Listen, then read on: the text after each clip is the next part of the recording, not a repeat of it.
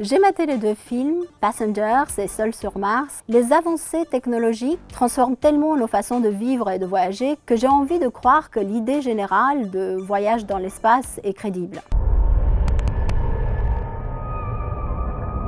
Aujourd'hui, on remet au goût du jour la Lune et encore la découverte de l'incroyable planète Mars. Et la promesse vient d'Elon Musk, le patron de SpaceX. Ce voyage, cet aller-retour vers la Lune, est prévu en 2023. Le petit problème est peut-être le prix de ce voyage-là, qui est estimé à plusieurs centaines de millions d'euros. Est-ce qu'on peut espérer que le voyage spatial va devenir plus accessible? C'est déjà le cas. On parle de deux initiatives de voyage suborbital qui sont portées par deux hommes d'affaires très connus, Richard Branson avec Virgin Galactic et Jeff Bezos d'Amazon.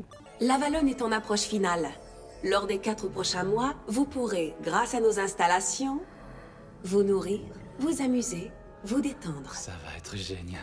Dans cet extrait de Passengers, on pense au voyage plutôt sur Mars qu'un voyage suborbital qui, lui, ne dure que quelques minutes en apesanteur. Et on sait que pour aller sur Mars, ça prendra plusieurs mois. C'est ici que le rôle d'un conseiller de voyage devient essentiel. On sait déjà que les 700 billets vendus par Virgin Galactic sont passés par un réseau d'agences de voyage, mais ici on peut imaginer beaucoup plus loin. Pour passer 4 mois dans l'espace, il faudra aller au-delà de la personnalisation. Il va falloir peut-être avoir des connaissances sur la santé des passagers, sur le côté psychologique, pour pouvoir donc donner ces informations-là aux croisiéristes de l'espace, qui proposeront non seulement des activités de divertissement, mais aussi des activités de bien-être ou peut-être des activités d'accompagnement psychologique.